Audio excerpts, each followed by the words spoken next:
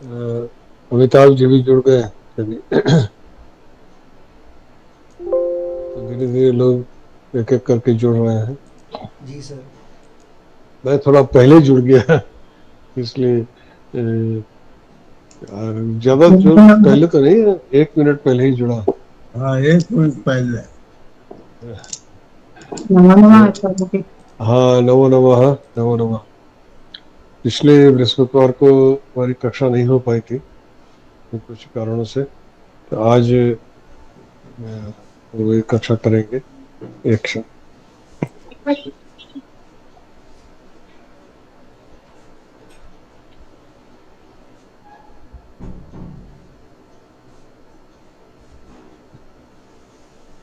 কাজ হয়ে গেল না, আমাকে একটা জল খাওয়ার জল এখানে মুছছে তো হয়ে যাক না।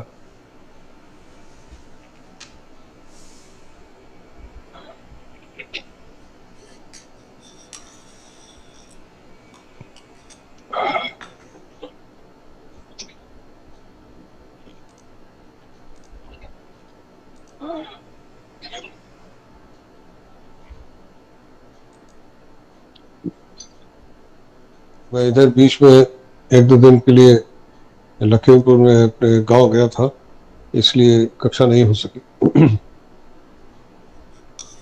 तो आज अपने कक्षा आरंभ करते हैं। पहले प्रार्थना मंत्र बोलते हैं, उसके बाद फिर चर्चा करेंगे। ओम विश्वानि देव सवितर दुरितानि परासुव यद्भद्रं तन्न आसुव। ओम यान् मेधां देवगणाः पितरश्चोपासते तया मामद्य मेधायाग्ने मेधाविदं कुरु स्वाहा। ॐ सहना भवतु सहनौ भुनक्तु सह वीर्यं करवावहै तेजस्विनावधीतमस्तु मा विद्विषावहै। ओम शांति शांति शांति।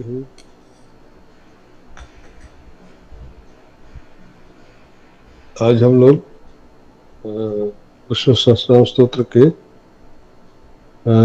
106 नंबर श्लोक पर चर्चा करेंगे। पिछली बार हमने 105 नंबर श्लोक तक पढ़ा था, जिसमें करीब 10 नाम थे।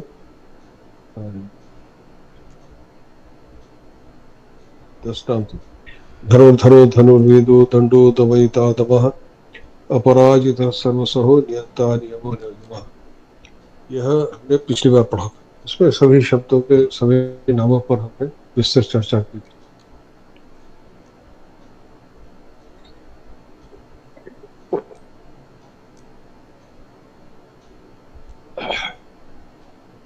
आज हम इसका अगला श्लोक पढ़ेंगे। उसमें भी देखते हैं। सप्तवान सात्विकः सत्यः सप्तधर्म परायणः अभिप्रायः प्रियार्होः प्रियकृत प्रीतवर्धनः। इसमें भी 9 नाम है। सत्ववान सात्विकः सत्यः सत्यधर्म परायणः अभिप्रायः प्रियार्हः अर्हः प्रियकृत प्रीतिवर्धनः। इसमें हम अभी हम देखेंगे कि और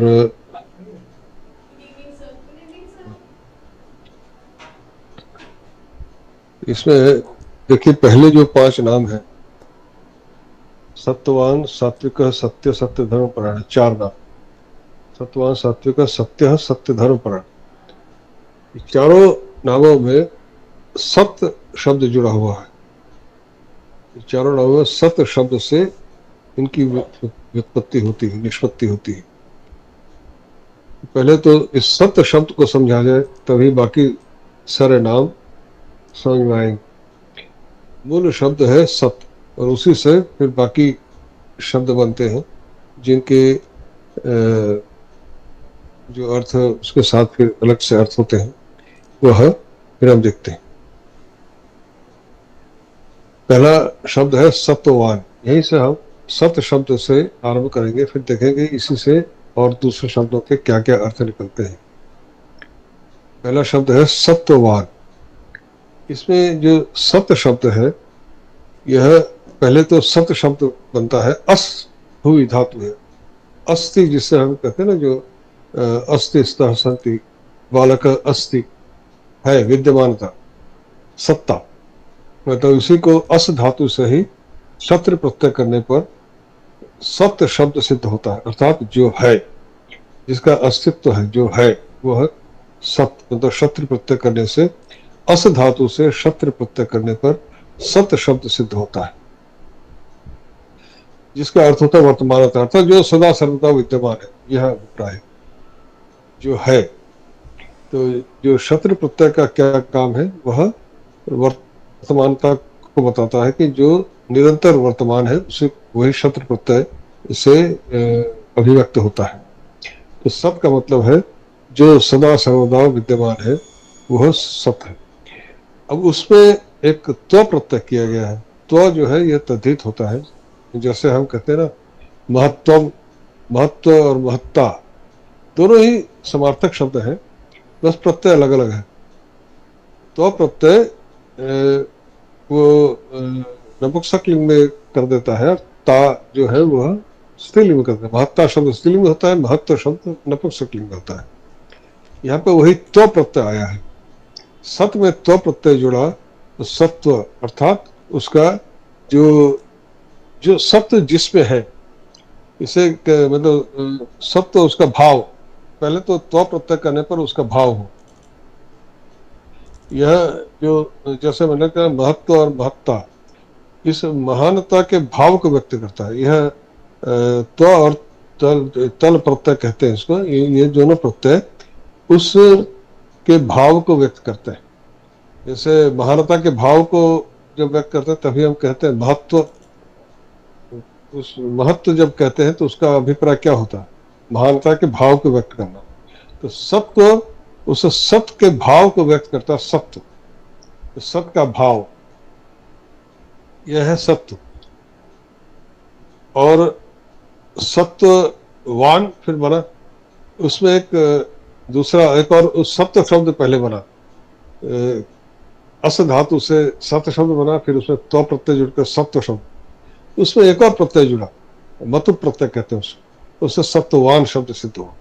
अर्थात सत्य जिसमें है वह, इसे सत्यवान कहते हैं। सत्य जिसमें है वह सत्यवान। तो क्या कह रहे हैं कि जो है तो सत्यवान का मतलब क्या है कि सत्ता रूप होने से सत्यवान है। सत्यवान का मतलब फिर क्या निकला कि वो सत्ता रूप होने से सत्यवान है, अर्थात वो जो सत्य का जो भाव है, अर्थात जो विद्यमानता, उनको भगवान को सत्य चित्त आनंद कहा गया। सत्य चित्त आनंद, यह भगवान का स्वरूप कहा गया। तो वहां पे सत्य शब्द सबसे पहले आता है, अर्थात जो है।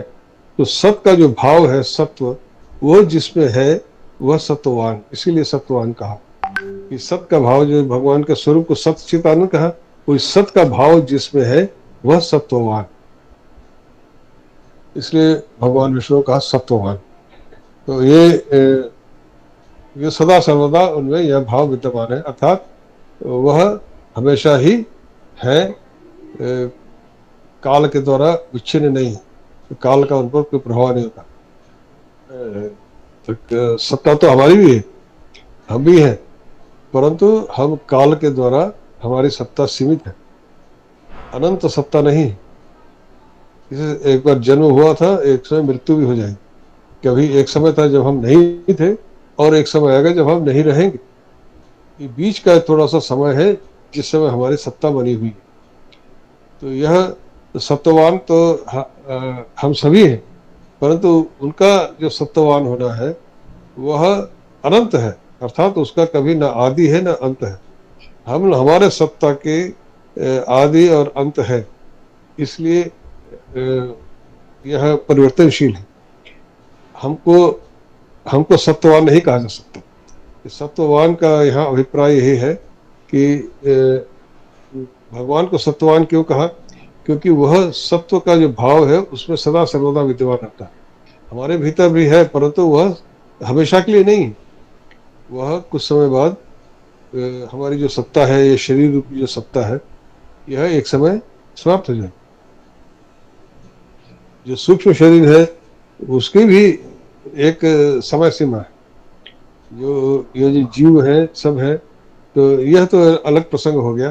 पर यहाँ सत्वान शब्द की जो हम चर्चा कर रहे हैं वो यही है कि सत का जो भाव है, सत चित आनंद में भगवान को जो सत कहा गया है, सत मतलब है, उसका अस्तित्व जो है, उसका जो भाव है, वो यह भाव जिसमें है वह सत्ववान, इसलिए भगवान को सत्ववान कहा। अगला है सात्विक। यह भी सत्व शब्द से सिद्ध होता है। पहले हमने देखा सत्व शब्द का मतलब हमने जाना, उसे मतु प्रत्यय करने से सत्ववान बना। अब यहाँ के दूसरा प्रत्यय आता है, उससे सात्विक शब्द बनता है, सात्विक है। तो इसका क्या अभिप्राय है? इसमें एक दूसरा प्रत्यय आता है, इसको एक ठक प्रत्यय कहते हैं। उससे हो करके कई सारे उसमें व्याकरण की प्रक्रियाएं हैं, उसमें जाने की आवश्यकता नहीं है। बहरहाल ये समझ लीजिए, यही सत्व शब्द से ही सात्विक शब्द भी सिद्ध होता है, पर इसका अर्थ परिवर्तन हो जाता है। क्या होता है? अब सात्विक शब्द से हम क्या समझते हैं? यहाँ पर हम सात्विक शब्द से हम परिचित हैं, हम कहते हैं सात्विक आहार इत्यादि, सात्विक जीवन, सात्विक आहार, ये सब शब्द व्यवहार करते हैं। अर्थात शुद्धता को सात्विकता कहा गया, जहां पर कोई मलिनता नहीं है। तो सात्विक का यहाँ पर अभिप्राय क्या है? भगवान सात्विक है, अर्थात वह पूर्ण रूप से शुद्ध है। इस जो है भगवान का यह जो सत्व है वह पूर्ण रूप से शुद्ध है। हमारा सत्व, हमको भी उन्होंने सत्व युक्त बनाया है। अभी मैंने क्या कहा कि भगवान सत्ववान है और ये जीव भी में भी सत्व है, तभी ये आकृति, ये सब शरीर हमको मिला है। हम सबको भी वो सत्व से युक्त बनाते हैं, इसलिए सात्विक है। तो सत्व से युक्त बनाते हैं, पर वो सत्व से युक्त बनाते हैं, पर वह सत्व उनकी तरह पूर्ण रूप से शुद्ध नहीं होता। वह सत्व से युक्त बनाते हैं, पर ये जैसे उनका सत्व बिल्कुल अनंत है, अनादि है, पूर्ण रूप से शुद्ध है। इसमें हमको जिस सत्व से उन्होंने युक्त किया है, भीतर का सत्व है, उसमें जो काम क्रोध आदि जो मलिनताएं हैं, उसके कारण उस सत्य में कुछ अशुद्धि है। इसीलिए हमारे शास्त्रों में कहा गया है, आहार शुद्धो सत्व शुद्धि, सत्य शुद्धो ध्रुवा स्मृति। आहार शुद्धो सत्व शुद्धि। सत्व क्या है? वही है जिसका हमें यहाँ चर्चा कर रहे हैं कि हमारे जीव मात्र को भी उन्होंने उस सत्व से युक्त किया है। जिस सत्व का भाव उनके भीतर सदा सर्वदा से है, उस सत्व से उन्होंने जीव को भी युक्त किया है। परंतु उस जीव में जो सत्व है वह उनकी तरह से पूर्ण रूप से शुद्ध नहीं, और उसको शुद्ध करना ही सात्विकता के लिए जो हमसे कहा जाता है। सात्विक जो उस पूर्ण शुद्धता की तरफ जब जाता है जीव, तब वह उनको प्राप्त करता है। इसीलिए हमारे शास्त्रों में हमारे जो संत महात्मा हैं वो कहते हैं सात्विक जीवन बिताने के लिए, सात्विक आहार करने के लिए, उसी से शास्त्र कहता है आहार शुद्ध हो सत्व शुद्धि, सत्व शुद्ध हो ध्रुवा स्मृति। आहार शुद्ध होगा तो सत्व शुद्ध होगा, जो मलिनता है दूर होगी, और सत्व शुद्ध होने पर ध्रुवा स्मृति, अर्थात स्मृति अर्थात वह जो अपना स्वरूप जिसको हम भूल गए। हम तो इसी परमात्मा के स्वरूप है, क्योंकि उन्होंने सत्व से युक्त बनाया है, वही उनके स्वरूप है। उसकी फिर स्मृति फिर लुप्त नहीं, हमारी वह स्मृति लुप्त हो चुकी। उन्होंने सत्व युक्त बनाया, पर उस स्मृति को लोप कर दिया, तो स्मृति भी हमारी लुप्त हो गई, क्योंकि उसमें वो अशुद्धियां विद्यमान है। उन अशुद्धियों को, तो वो उन अशुद्धियों को अगर दूर करेंगे तभी हम उस भगवान के स्वरूप से पूर्णतः फिर से युक्त हो जाएंगे। तो इसीलिए ये सब शास्त्रों में चीजें बातें कही गई। तो सत्व का अर्थ अब आपको समझ में आ रहा होगा कि भगवान ने हमें जीव को भी अपने उस सत्व से युक्त किया है। वही सत्व है जिसको हम हमारे भीतर है, वही मूल पदार्थ जिससे हमारा सब निर्माण हुआ है, उसी को सत्व कहते हैं। तो इसीलिए ये सात्विक है। तो यह सात्विक मतलब सारे जीव को वो अपने सत्व से युक्त करते हैं, इसलिए सात्विक है। और वो चूंकि स्वयं पूर्ण रूप से शुद्ध है, जीव उस शुद्धता को यदि प्राप्त करेगा तो उनको वही उनको ही प्राप्त करेगा।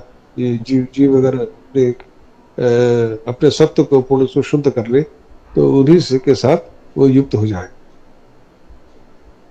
उसके बाद अगला शब्द आता है सत्य। सत्य शब्द से भी हम लोग परिचित हैं।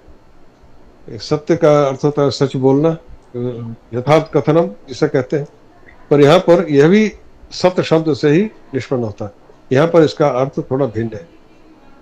यहाँ पर जो है उसका नाम सत्य है, हमने जाना, अर्थात सत्य लक्षणों से युक्त सत्य है।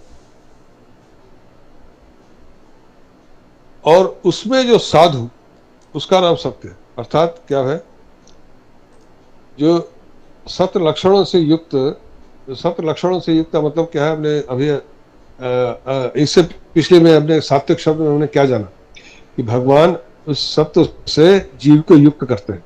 प्रत्येक जीव उनके सत्य से युक्त है, तभी उस जीव का अस्तित्व है। जीव का अस्तित्व कैसे आया?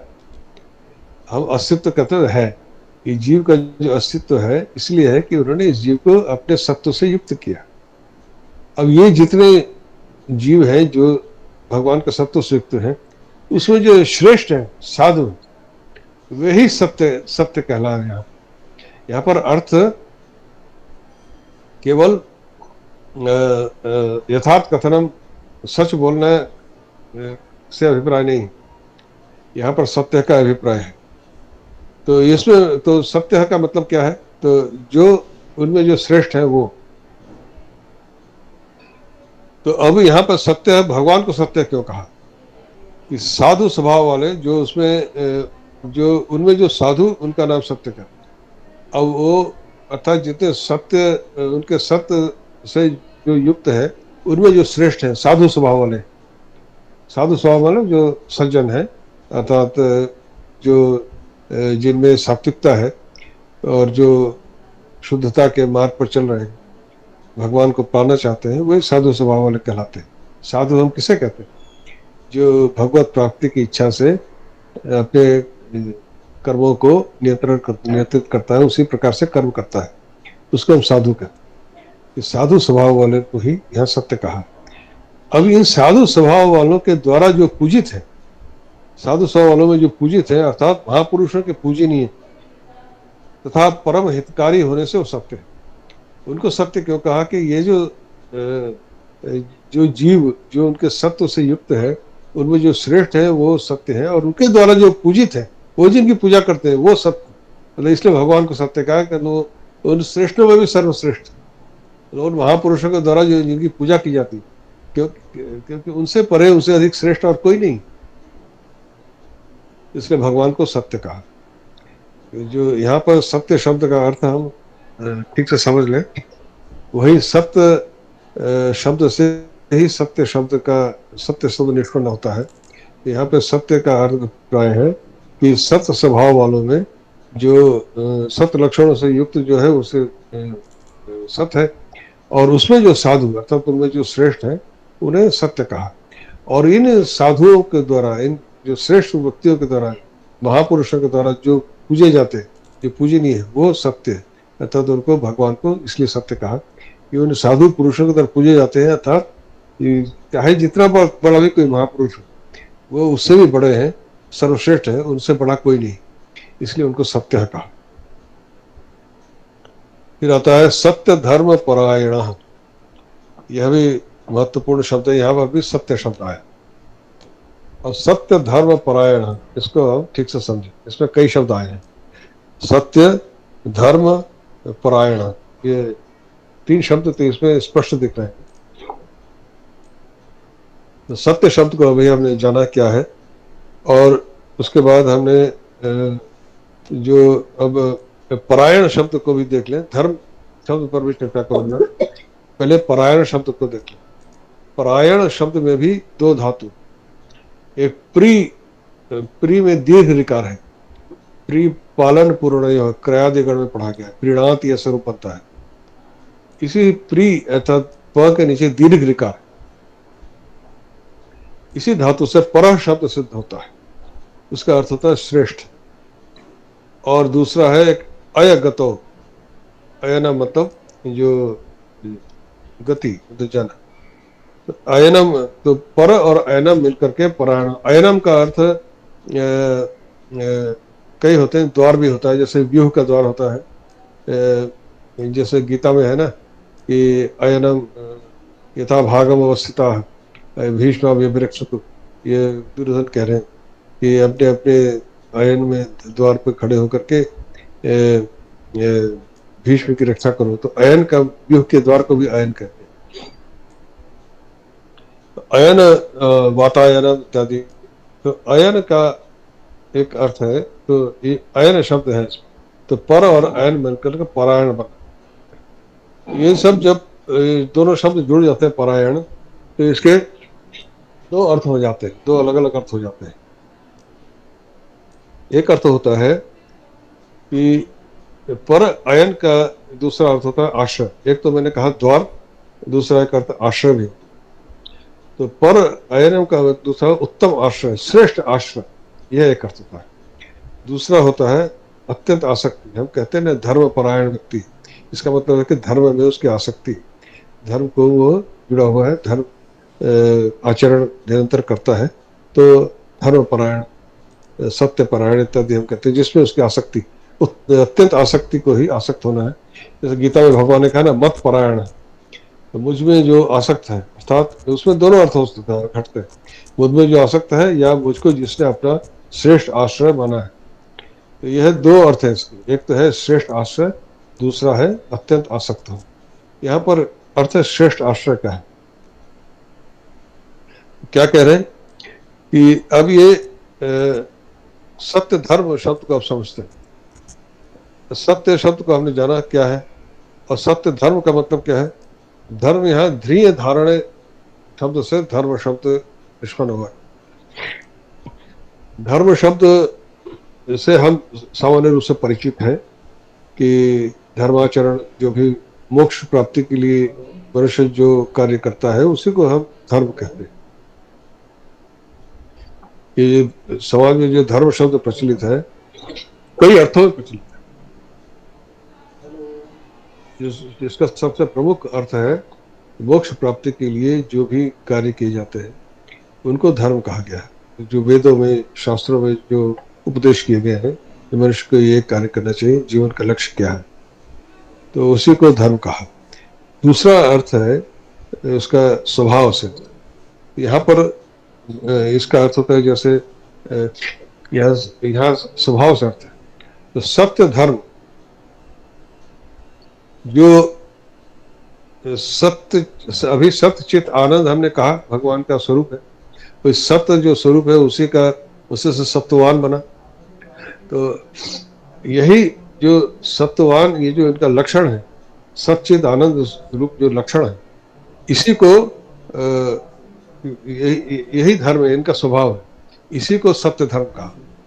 अर्थात उनका जो सच्चित आनंद स्वरूप जो स्वभाव है वही सत्य धर्म, और वह उनके उस स्वभाव ही वही जो है, और वही श्रेष्ठ आश्रय स्वरूप होने से, और वो जो उनका जो सत्य धर्म अर्थात जो सच्चित आनंद रूप जो उनका स्वरूप है, वही श्रेष्ठ आश्रय होने से वो सत्य धर्म परायण हुए।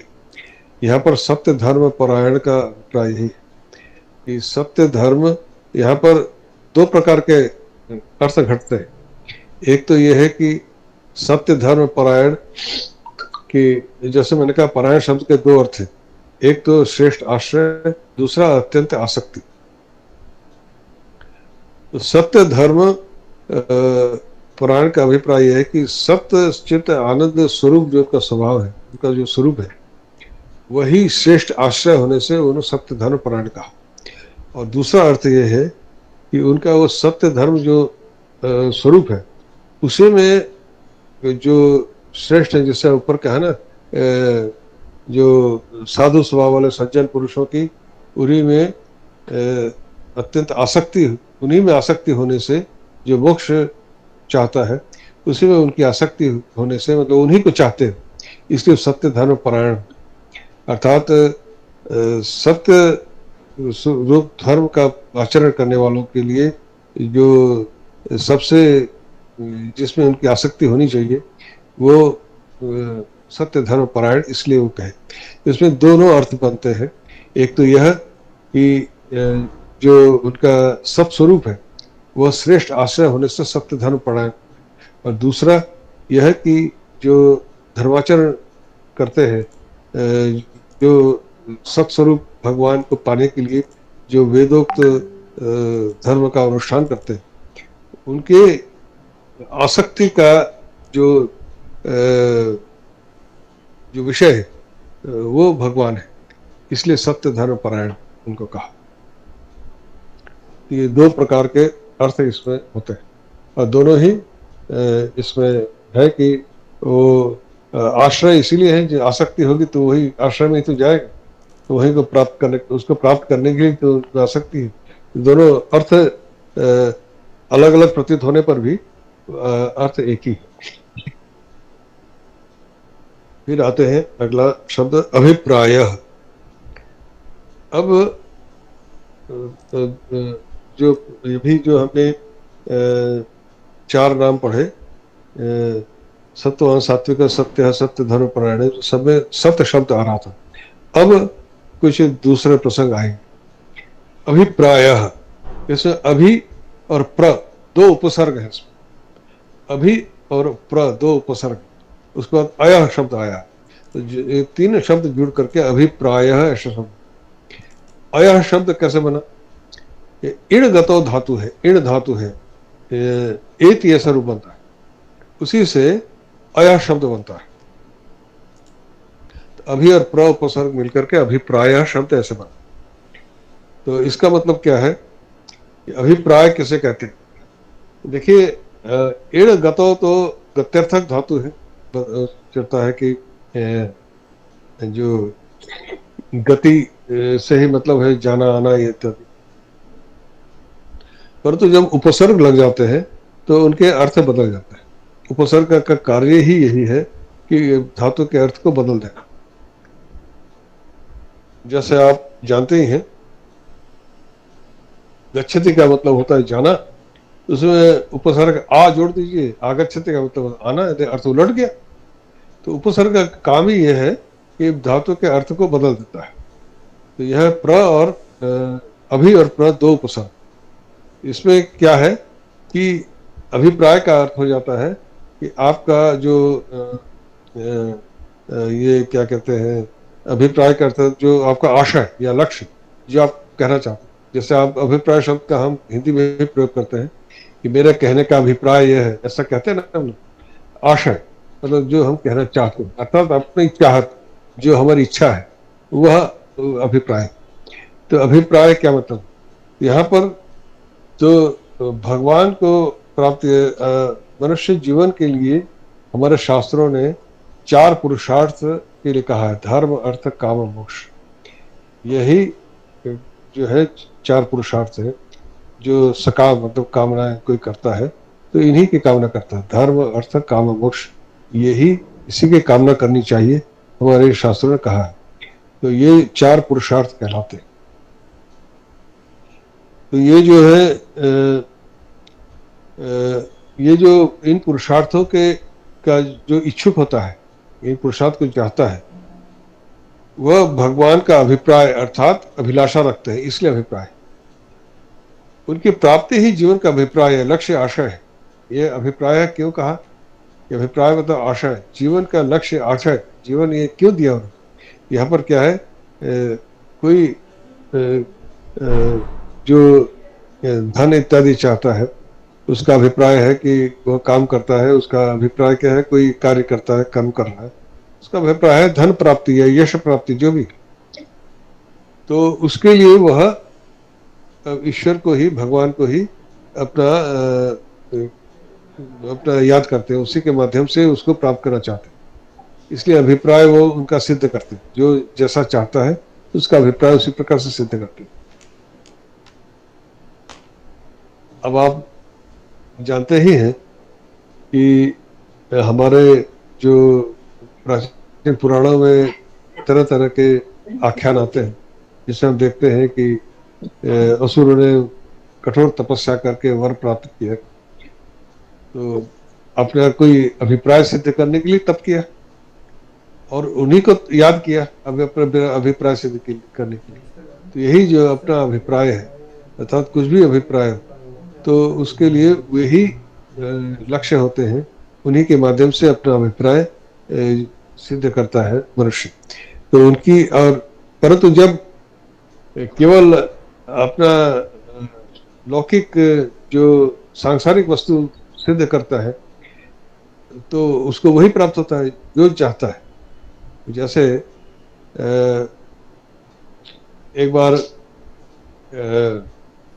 मेरे मन में एक प्रश्न आया था कि हम पढ़ते हैं कि भगवान को दर्शन मिलने पर सब मलिनताएं दूर हो जाती हैं, तो शुद्ध हो जाता है। परंतु हम क्या देखते हैं पुराणों में, हिरण्यकशिपु इत्यादि जो ये जो असुर थे, इन्होंने कठोर तपस्या की और जब भगवान प्रकट हुए तो उनसे वह क्या मांगा, मुझे शक्ति दो। तो और वो उनकी आसुरी प्रवृत्ति और बढ़ गई। आसुरी प्रवृत्ति का नाश हो जाना चाहिए था भगवान के दर्शन प्राप्त करने, आसुरी सबका नाश होना चाहिए, पर वो तो और बढ़ गई। ऐसा क्यों? तो मैंने एक संत से यह प्रश्न किया था, तो उन्होंने कहा, उत्तर दिया कि उन्होंने भगवान को कहाँ चाहा, उनका अभिप्राय भगवान नहीं थे, उनका अभिप्राय था एक शक्ति प्राप्त करना। तो भगवान ने उनको शक्ति दी। तुम जो चाहोगे, तुम्हारे तब का अभिप्राय जो होगा वो उसको वही मिलेगा। तो भगवान को इसलिए अभिप्राय कहा कि तुम उसे जो चाहोगे वो उसी रूप में उनको प्राप्त होंगे। तो उनकी प्राप्ति ही जीवन का अभिप्राय बनाने पर वे ही प्राप्त होते हैं, इसलिए उनको अभिप्राय किया। तो उनकी प्राप्ति ही जीवन का अभिप्राय, लक्ष्य मनुष्य का है, इसीलिए उनको अभिप्राय कहा। जीवन में सांसारिक जीवन की को मांग करके अगर अपना अभिप्राय सिद्ध करेंगे तो उससे मलिनता और बढ़ेगी, उससे भगवान नहीं मिलने वाला। हम देखते हैं ना कि वो असुरों ने शक्ति प्राप्त की तो आसुरी प्रवृत्ति और बढ़ गई, शुद्ध होने के बजाय उल्टा हो गया। तो हम जितने अधिक सांसारिक वस्तु में अपने को लिप्त करेंगे, उतना ही हमारी अशुद्धि, मन की अशुद्धियां बढ़ती चली जाएंगी। और जितना ही हम मन को अशुद्ध करेंगे, तो केवल भगवान को चाहेंगे, तो भगवान ही प्राप्त होंगे और शुद्ध होकर मोक्ष को प्राप्त होंगे। तो यह अभिप्राय इसलिए कहा कि मनुष्य जीवन का लक्ष्य या उसका आशय, अभिप्राय भगवान ही होते हैं, होना चाहिए, इसलिए वो अभिप्राय कहा। फिर अगला शब्द है प्रियारह। यहाँ पे दो शब्दों से बना, प्रिय और अर्ह, इन दोनों से प्रियारह बना। तो प्रिय प्रिय तर्पणे कांतोच, यह धातु है, ये क्रियादिगण में पड़ा है। प्रीणाति ऐसा रूप बनता है, उभयपदी धातु है, प्रीणाति प्रीणित दो रूप होते हैं। तर्पणे कांतोच, तर्पणे मतलब दान करना, देना, और कांति मतलब जो है तृप्ति या आप समझ लीजिए कि जो सुख इत्यादि ये सब। तो प्रिय से ही ये प्रिय शब्द सिद्ध होता है, इसी धातु से प्रिय शब्द सिद्ध होता है, अर्थात जो हमें अच्छा लगता है, प्रीति। तो इसी प्रिय धातु से प्रीति शब्द भी सिद्ध होता है, अर्थात जो हमें अच्छा लगता है वही प्रिय है। कांतो शब्द से यही भाव परिलक्षित होता है। तो यह कांति अर्थ, तो यह तो प्रिय मतलब जो हमें अच्छा लगता है वह प्रिय।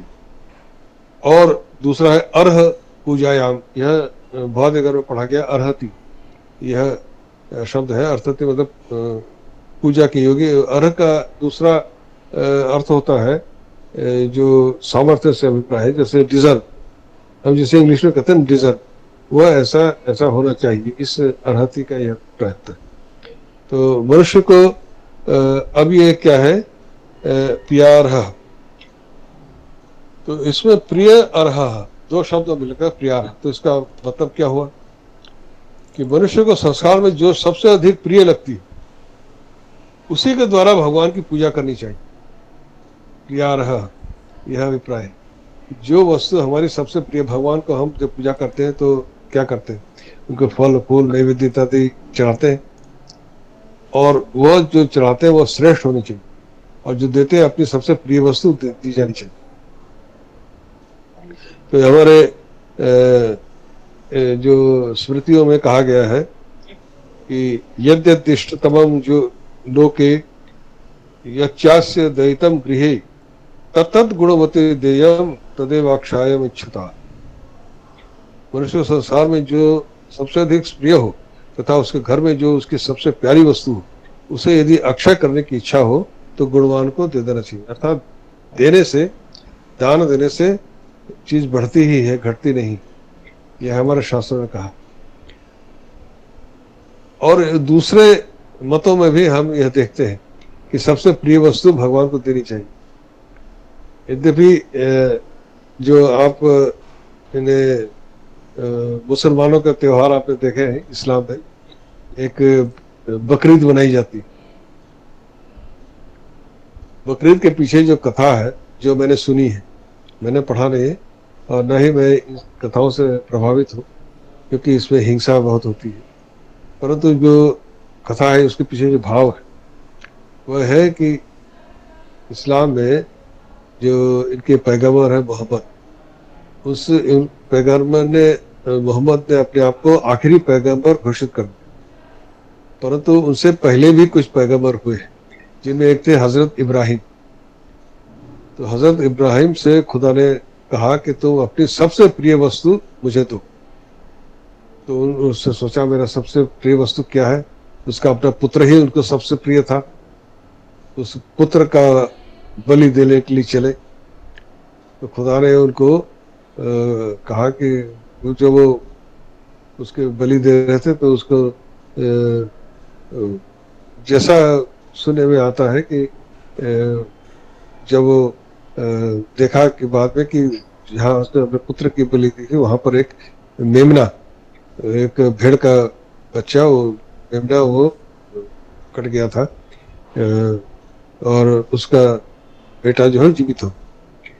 तो उसी को बनाने के लिए इनके यहाँ बकरीद के समय कुर्बानी दी जाती है कि वो किसी न किसी पशु को पालते हैं, उसका प्रिय बनाते हैं। अपने जो उसका जो प्रिय मेमना था, वो मेमना उसका बहुत प्रिय था, जो कटा उसके पुत्र की जगह पर, वह भी उसका बहुत प्रिय था।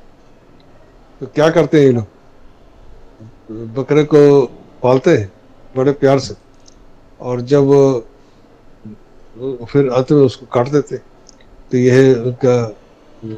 यही उनका वो है कि प्रिय वस्तु को देते हैं, वो कुर्बानी इसी को कहते हैं। इसमें हालांकि मैं इसका समर्थक नहीं, परंतु जो कहानी है उसके पीछे यही है कि मनुष्य यहाँ पे जो कह रहे प्रियार है, अपना जो सबसे प्रिय वस्तु है उसी को दे करके भगवान की पूजा करनी चाहिए, इसीलिए उनको प्रियार कहा। तो अपने उसको देकर पूजनीय है। फिर कहा अर्ह, उसके बाद आता है अर्ह। ये अर्ह पूजायाम, वही धातु वही है, अर्ह पूजायाम, इसे अर्ह।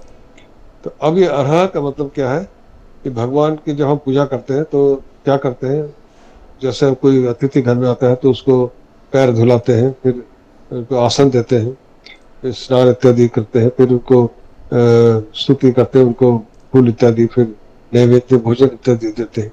ये सब होता है। उसी प्रकार से भगवान स्वागत, आसन, अर्घ्य, पाद्य, स्तुति, नमस्कार इत्यादि पूजा के साधनों से पूजनीय है, इसलिए अर्घ। तो इनसे सभी साधनों से पूजनीय है, मतलब उनकी सेवा होनी चाहिए। पूजा का अर्थ यही है कि सेवा कर।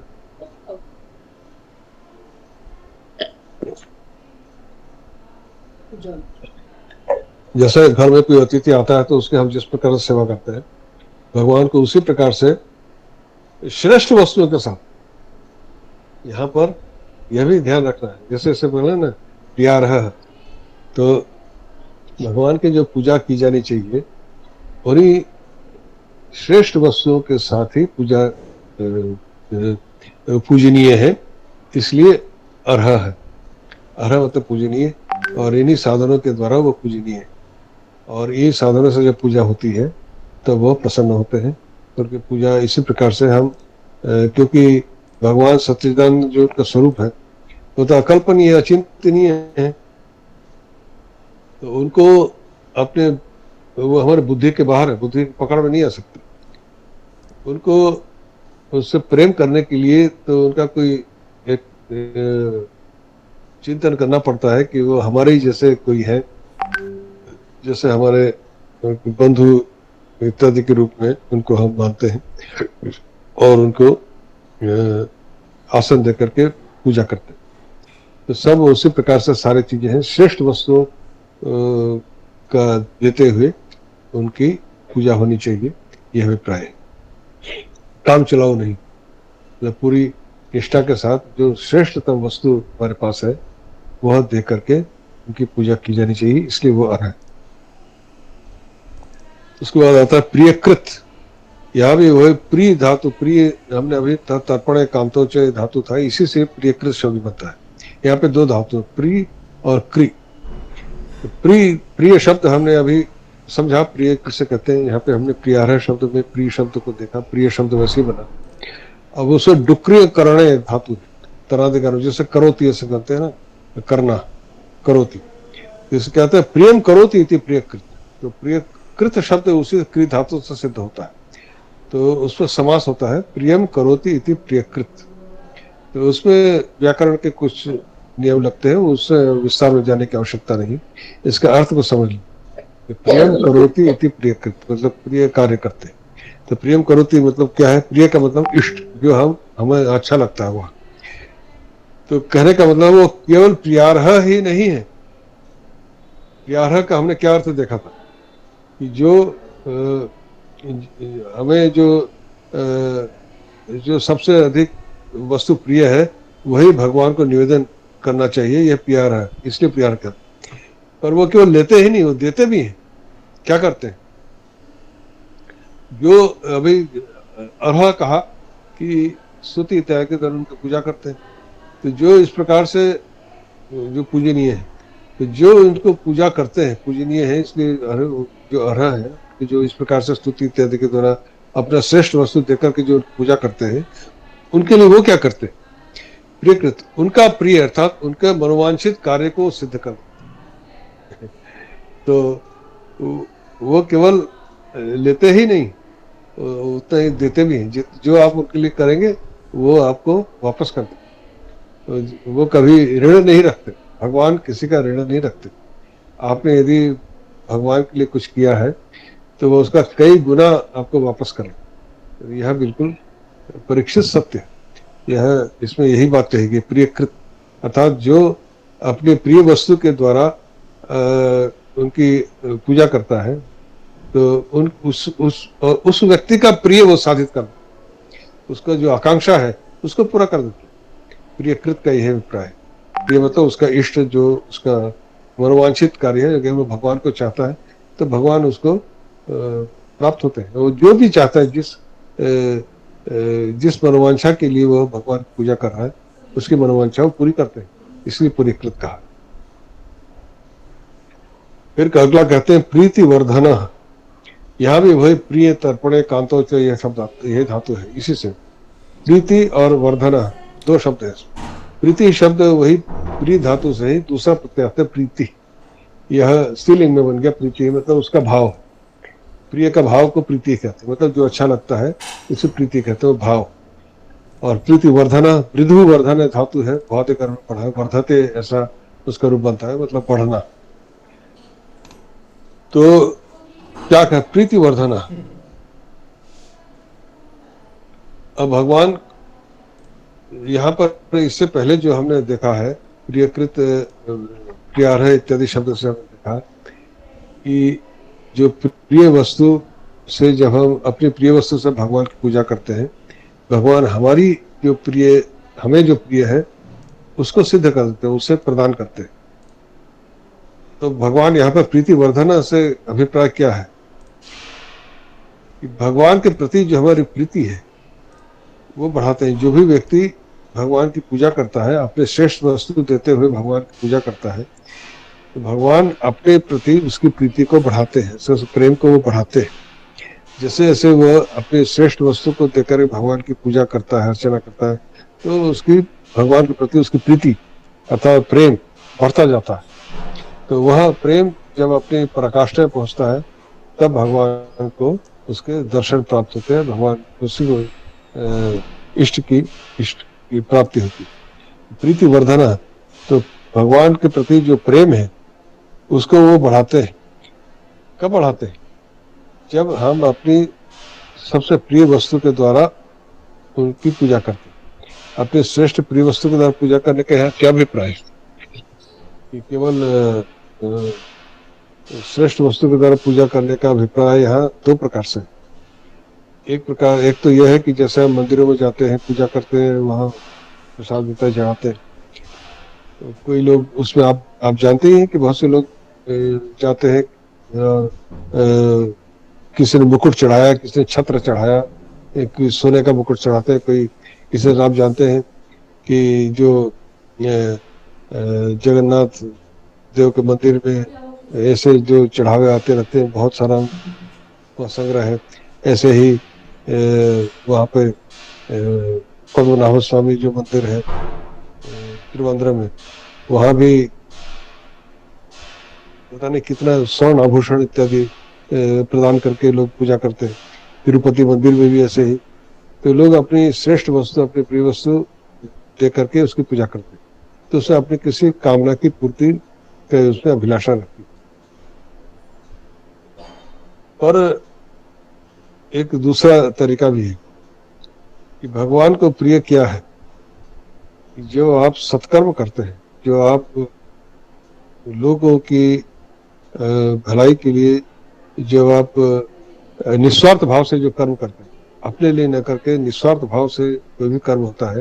निस्वार्थ का मतलब क्या है कि अपने स्वार्थ के न करके दूसरों के हित के लिए जो कार्य करते हैं, जगत हिताय, जगत के हित के लिए अर्थात दूसरे के अपने निस्वार्थ भाव से कर्म करना, वह उनको सबसे अधिक प्रिय है। उनको सबसे प्रिय क्या है? जब कोई निस्वार्थ भाव से कर्म करता है, तो वह निस्वार्थ भाव से कर्म करने का मतलब क्या है कि हमें जो हमारी सांसारिक सुख सुविधाएं, जिन सुखों के पीछे हम भागते हैं, जो हमें प्रिय है, उसी का तो हम त्याग करते हैं। जब व्यक्ति निस्वार्थ होकर काम करता है तो क्या करता है? अपने, हम जब स्वार्थी होते हैं तब क्या करते हैं? केवल अपने सुख के लिए ही कार्य करते हैं। निस्वार्थ होने का मतलब क्या है कि अपने सुख का त्याग करते हैं, अर्थात जो हमें प्रिय लगती है, अच्छी लगती है, उसका त्याग करते हैं, वह दूसरों के लिए लगाते हैं। तो वही भगवान का प्रियकृत है, वही भगवान को वही सबसे अधिक प्रिय है। तो ऐसे व्यक्ति के लिए ऐसे इस प्रकार से कर्म करने से भगवान के प्रति प्रीति बढ़ती जाती है। यही कहने का अभिप्राय है कि आप भगवान के लिए कार्य करेंगे और अपना श्रेष्ठ समय और अपनी शक्ति निस्वार्थ भाव से भगवान के लिए हम लगाएंगे, तो भगवान के प्रति हमारी प्रीति बढ़ती जाएगी। वे ही हमारी प्रीति अपने प्रति बढ़ाते हैं और अंततः अपने श्री चरणों में स्थान देते हैं, अपने स्वरूप की उपलब्धि करा देते हैं।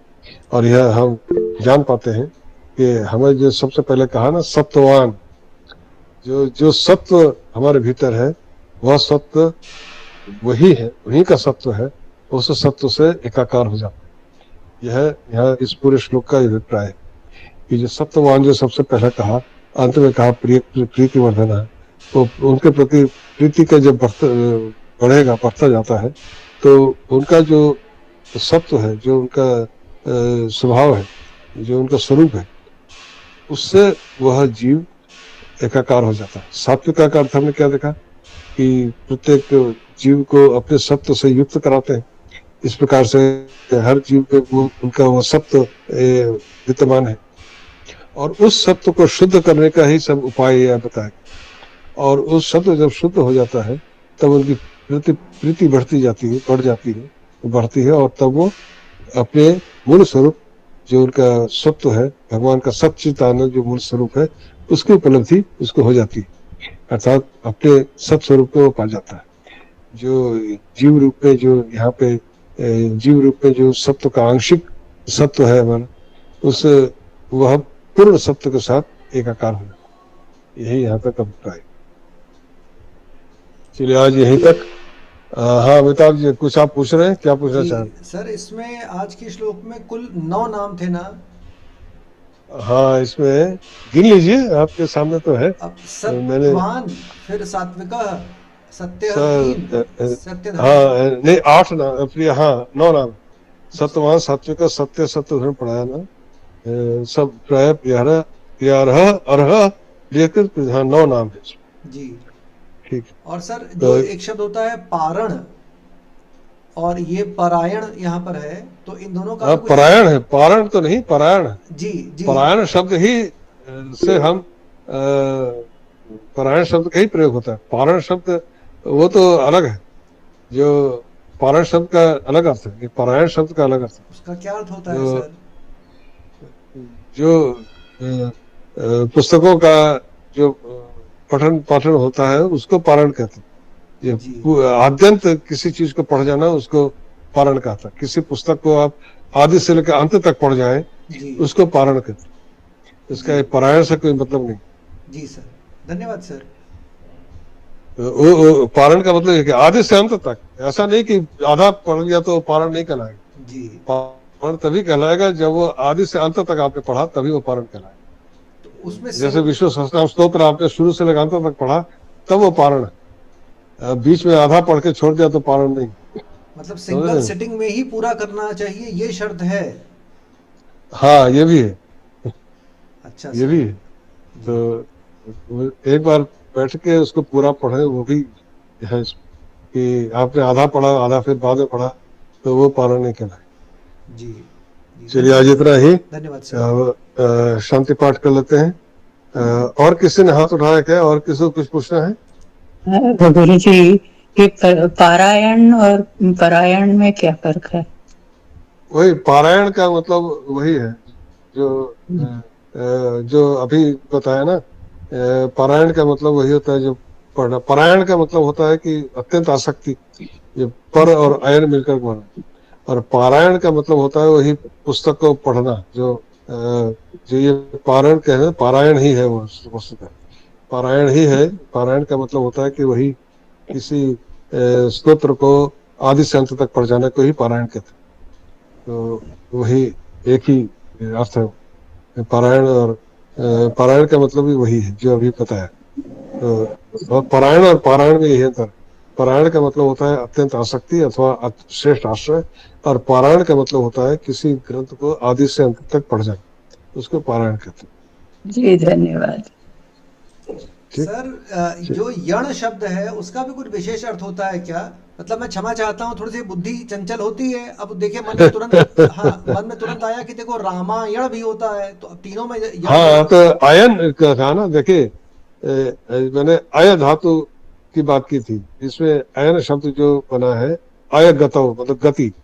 तो अयनम का मतलब होता है चलना फिरना। तो रामायणम, तो राम जिस रास्ते से गए, जहां जहां गए, वो रामायण का मतलब राम ने जो भ्रमण किया, जी। उस भ्रमण का वृत्तांत को रामायण कहा गया। राम का जो भ्रमण, उत्तरायण राम अयोध्या से दक्षिणायन चले भी लंका तक कर गए, सकते फिर इनका पूरा उनका जो वृत्तांत है रामायण, वो क्या है? उनका भ्रमण का ही तो है जी कि वो जा रहे हैं और लंका तक पहुंच गए, फिर वहां से वापस आए। तो ये जो उनका मार्ग है अयोध्या से लेकर लंका तक, इस मार्ग में क्या क्या हुआ, वही रामायण कहला गया। तो अयन का मतलब यही है। अकनम उत्तरायण वैसे, दक्षिणायन वो भी हाँ, कर सकते हैं और सर। दक्षिणायन उत्तरायण जैसे वो ये सूर्य का का दक्षिण की गति। ओर ढलना, उत्तर की ओर अयनम उसको कहते हैं, दक्षिणायन उत्तरायण। तो वो इस वही वो भी अर्थ है। तो तो एक ही धातु के कई प्रकार के अर्थ होते हैं।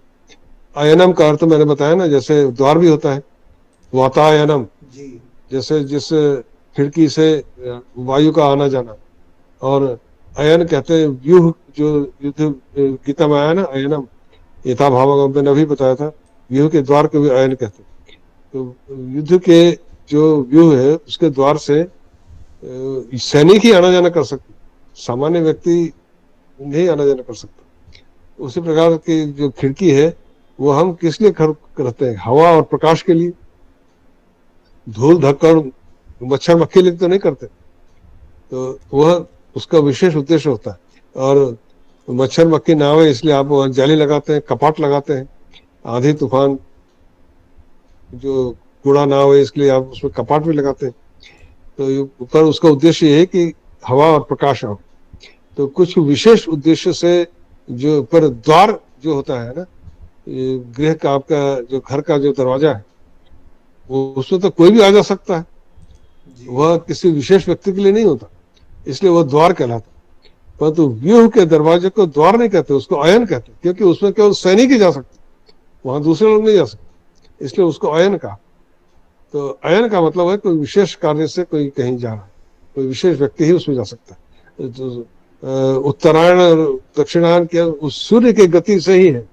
आप उत्तर की तरह जा रहे हैं तो आपको उत्तरायण नहीं कहा जाए, तो सूर्य की गति से संबंध, जी सर। कोई विशेष व्यक्ति की किस वस्तु की गति से संबंधित। रामायण का मतलब राम की ही गति से संबंधित। तो राम जहां जहां गए उसी को रामायण कहा। तो इसलिए अयन अय धातु गति से संबंधित, जाने से। तो उसी से और भी अर्थ निष्पन्न होते हैं, पर मूल धातु अय धातु है, इससे अर्थ गति मतलब चल। तो उसी से उत्तरायण, दक्षिणायन, रामायण इत्यादि शब्द बनते हैं। उसका एक द्वार भी होता है। द्वार इसलिए होता है कि उसमें से गति होती है, वस्तु किसका आना जाना होता है, इसलिए वो अयन है। तो उसी उसके भाव को लेकर के अलग अलग प्रत्ययों के माध्यम से अलग अलग अर्थ में वो शब्द बनते हैं। तो मूल धातु के अर्थ को अगर पकड़ा तो उस शब्द का अर्थ भी स्पष्ट हो जाता है।